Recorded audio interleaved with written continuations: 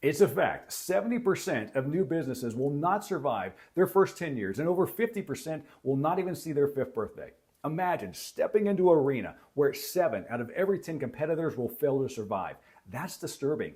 And yet, it's the stark reality of the entrepreneurial world. Now, what if I told you that these failures could have been predicted? That's right.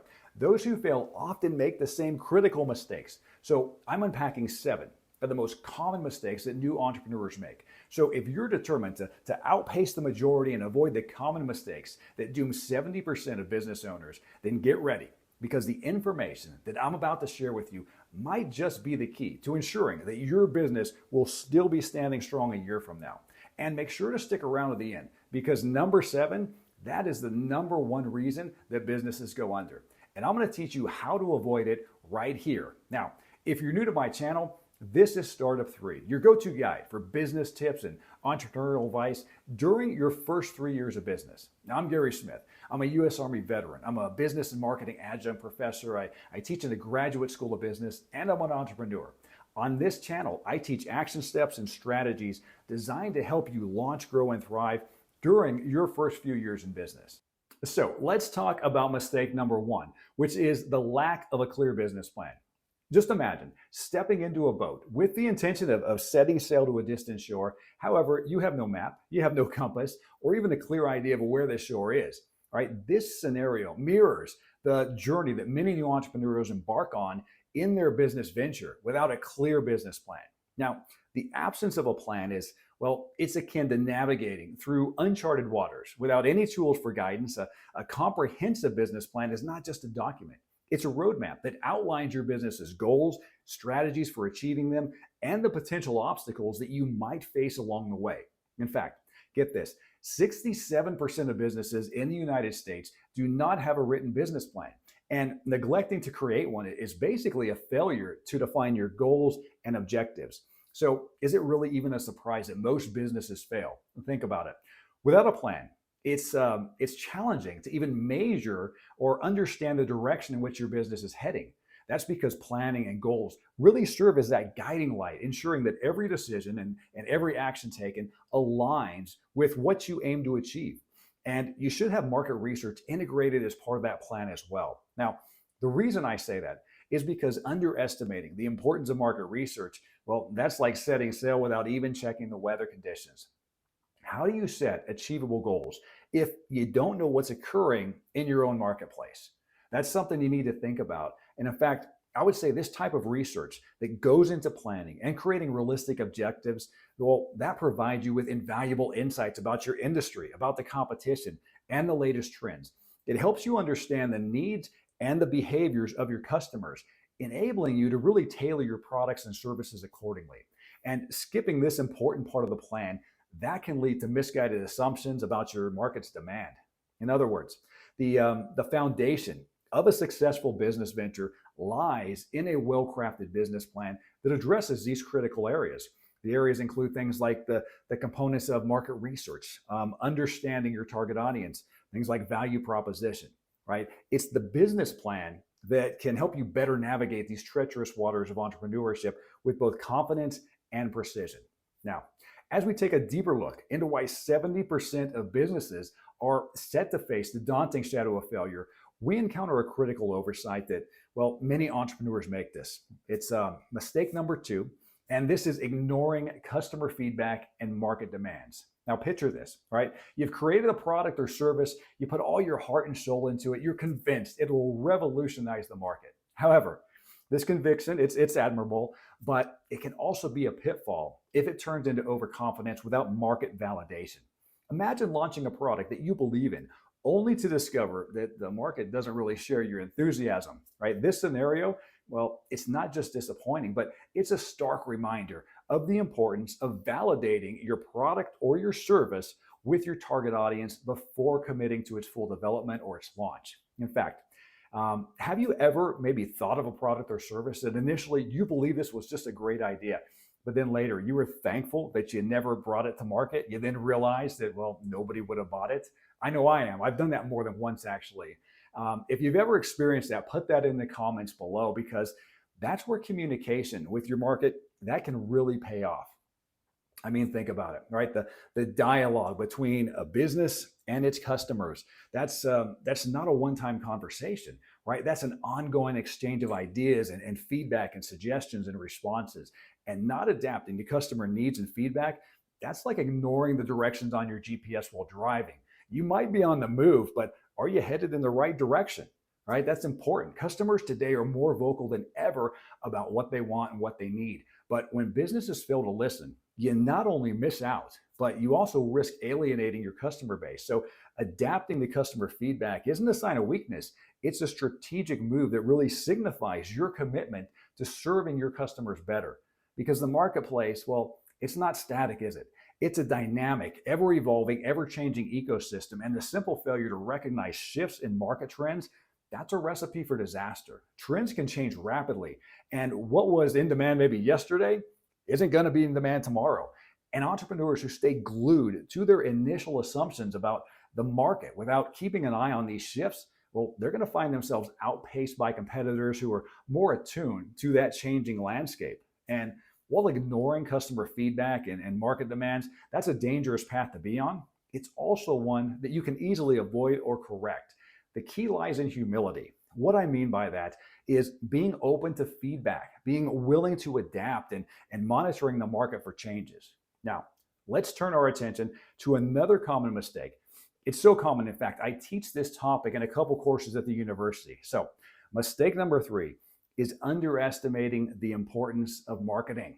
Now, you might have the best product or the service in the world, but if you don't let anyone know, it's going to be real hard to make sales. And in this digital age, neglecting the power of digital marketing and social media, that's like opening a store in a deserted alleyway. The digital world is where your customers live and interact, and they make their purchasing decisions. So having a robust online presence not only increases your visibility, but it also allows you to engage directly with your target audience, understanding their preferences so that you can tailor your products and services accordingly. In fact, how you brand yourself, your company, how you communicate with your audience, that plays a pivotal role in your business's success.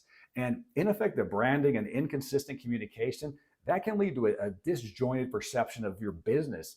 And it makes it hard for customers to understand who you are and what you stand for. Your brand, that's not just the logo or the colors. It's more than that. It's the entire experience that customers have with your business. It's about creating a story that resonates with your audience, and it's got to be consistently communicated across all those platforms, right? And that's through your marketing. It's the consistency that builds trust and loyalty, which are crucial for long-term success of your business. Now, if you want to expand, if you want to reach new markets, if you want to grow your brand, networking is a big part of that as well. And I'm not talking about collecting business cards at the weekly pancake breakfast, although I do love pancakes quite a bit. It's about building relationships that can open doors to new opportunities, to collaborations and insights. In fact, strategic partnerships, that can allow you to offer more value to your customers. You can tap into new markets. You can share resources for mutual benefit. In fact, you can oftentimes split the cost of a marketing campaign. There are just so many benefits here, but underestimating the importance of marketing is a trap that it can stifle the growth of your business. Remember, it's not just about having the best product or service. It's about making sure the right people know about it so that they can buy from you, so that they can support your brand. Now, that said, there are often times when entrepreneurship, it can kind of feel like a solitary path, right? But how many of those moments are technically our fault? Let's think about that, because that brings us to mistake number 4, which is trying to do everything alone. Now, this journey of entrepreneurship, while it might start with a burst of energy and enthusiasm, it often leads to a road filled with obstacles that are too challenging for one person to overcome. So I would say the reluctance to delegate tasks and responsibilities, it's not just foolish, it's negligent, and it's detrimental to your company. It's also impractical. Now, look, I'm not telling you to just relinquish control. You may want to, however, consider empowering others to just contribute their skills, their talents to enhance the overall strength and the capability of your business. In fact, not building a competent team or seeking mentors can severely limit your perspective and the potential of your business. Now, I would tell you, a team brings diverse skills, insights, creativity to the table, and it can transform challenges into opportunities and ideas into reality.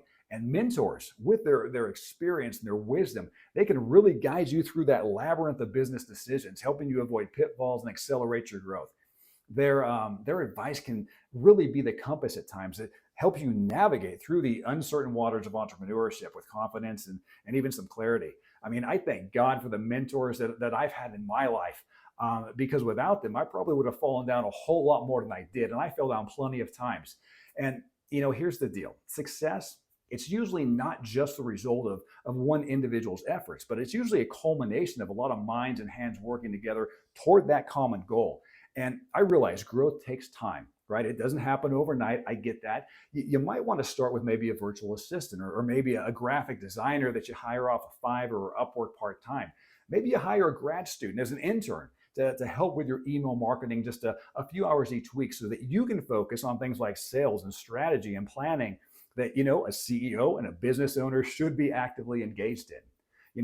By opening yourself up to the support and the expertise of others, you don't only multiply your chances of success, but you also enrich your entrepreneurial journey with diverse experiences and perspectives. Now, some of these might actually open up your brand to markets that you didn't previously have access to. I can tell you that's happened in my own business. Now, mistake number 5 is neglecting legal and regulatory requirements. And here's the thing: many new business owners get caught up in the excitement of launching the venture, right? It's the exciting part. So it's also easy to overlook the crucial step of ensuring all your necessary legal, your documentation, your protections, those are all in place.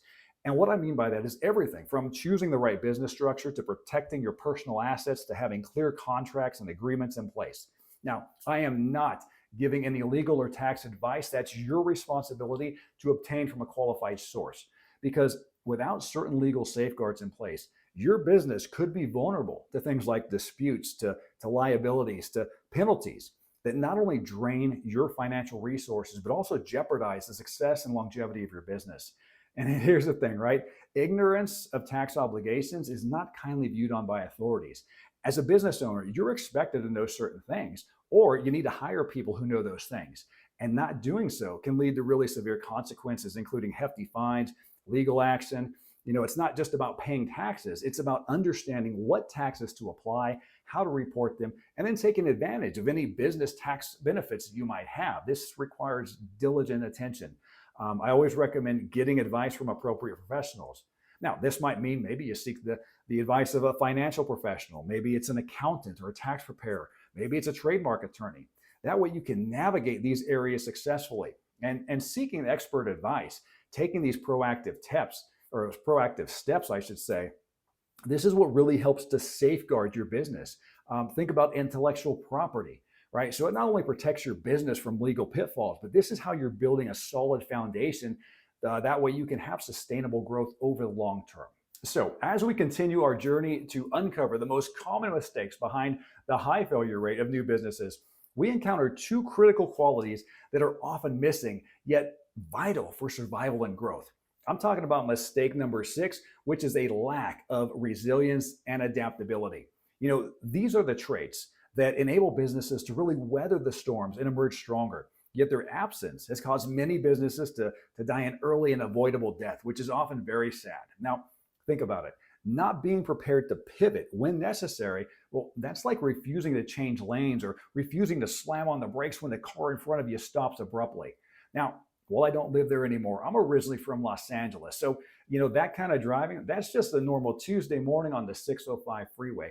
And like traffic, the business landscape is ever changing with shifts in technology, consumer behavior, market dynamics, and these occur at an unprecedented pace. So if you fail to adapt, you're going to be like that driver that goes headfirst into the car in front of them. And we don't want that. Now, you need to always be ready to pivot in response to new information or to opportunities. That's adaptability. Resilience, on the other hand, that's about not never facing difficulties. It's about enduring them and refusing to be defined by them. It's the ability to take a punch, to stand back off, to dust off, and then to learn from each fall. That's what often separates successful ventures from those that become mere statistics. Remember, every failure is a lesson, and every setback, that can be a stepping stone to greater achievements, but only if the resolve to persevere is stronger than that temptation to quit. Now, always make sure that you learn from your failures, because in the dynamic world of business, those who view failure as a teacher rather than as a tormentor find themselves better equipped to really navigate those future challenges. And failure is, well, that's an inevitable part of the entrepreneurial journey. And I encourage you to think of it as really a powerful catalyst for development and change. But you have to be willing to reflect. You've got to learn, you've got to adapt, because being prepared to pivot and to persevere through challenges and to learn, right, from every experience, these are not optional, right? They are indispensable strategies for building a business that can really withstand the test of time. In other words, I encourage you to build something that's going to last the test of time and it's going to be around. And that brings us to mistake number 7, which is also the number one reason the majority of new businesses do not survive. Want to know what it is? It's cash flow problems.